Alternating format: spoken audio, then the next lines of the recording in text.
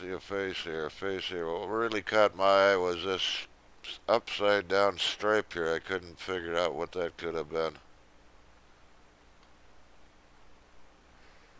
So I was looking a little closer.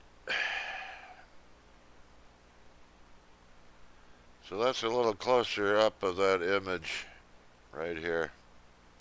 As you can see, this is on the this is picked up on television as they zoomed in on the Mormon photo. This was in a book, double page enlargement.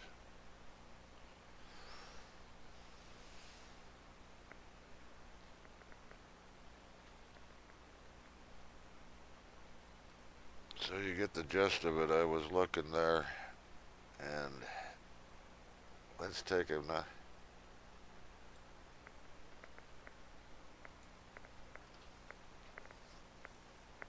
Here's some of the images I've extracted from that.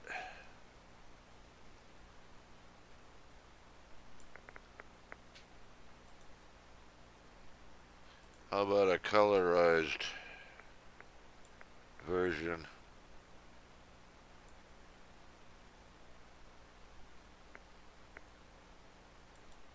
I can find that one again.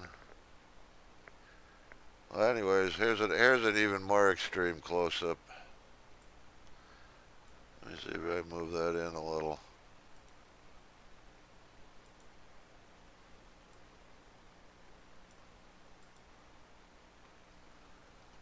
Now, this is very curious that at that distance,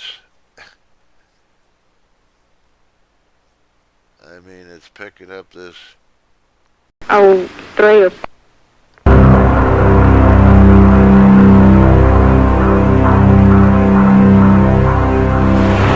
I had been panning shots through here so that I could get whatever was going to come down the street.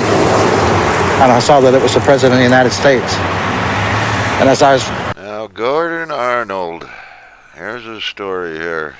He claimed he was on leave, and he went to the parade to watch the President. He claims he was standing on the sidewalk between the fence and the wall, the grassy wall, with his camera filming the motorcade. He heard gunshots, reports, and he hit the dirt. Now also in the Jack White, Gary Mack close-ups of the Mormon photo, this is what they claim is Arnold here to back up his story.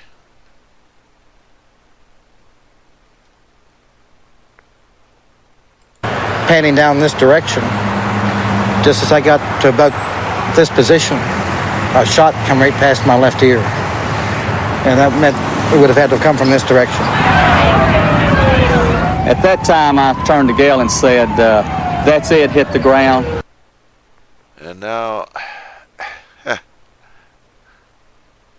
I've also found an image on some of the photos of the Grassy Knoll. Also, Senator Yarborough was driving with Vice President Johnson in the motorcade, and as their car, there were 2 cars back. As they, my eye was tracked to the right, and I saw the man jump about 10 feet like an old-time tackle in football, land against the wall. He also thought he smelled gunpowder near the Grassy Knoll and yelled, "My God, they've shot the President."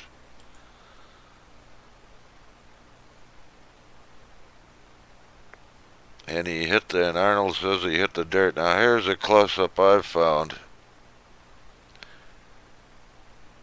Between the fence, the side steps is her hair. And this is the image I found. And it looks to me like Gordon Arnold hit the dust. Hit the dirt.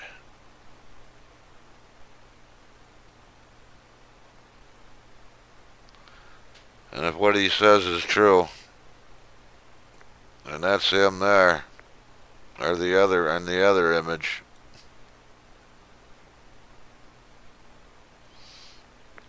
That alone would prove conspiracy. Well, and we turned and hit the ground and covered our children. But when the third shot was fired, I thought it came from directly behind towards the grassy knoll behind me. I based that primarily on the third shot from what I saw of the side of the president's head coming off and from the sound of the rifle, the report of the rifle. I will always believe that the man that shot President Kennedy was standing somewhere in the picket fence area, and no one will ever convince me any differently. It doesn't make sense to be hit from the rear and still have your face intact. Well, I'm very dead certain at least one shot, including the one that took the president's skull off, had to come from the right front. And I'll stand by that to my death, over my mother's grave. It came from a fence between the book depository and the railroad track. From behind the overpass over there, triple overpass. Right over about 20 or 30 feet from the other end of that little picket fence. And it sounded like it came from the left and in front of us, towards the wooden fence. And there was a puff of smoke that came underneath the trees. We all four seen about the same thing as the shot. The smoke came from behind the hedge. And then as the cart got directly in front of us, well, a gunshot apparently from behind us hit the president in the side of the temple. Do you think the first gunshot came from behind you too? I think it came from the same location. Apparently back up on the mall. When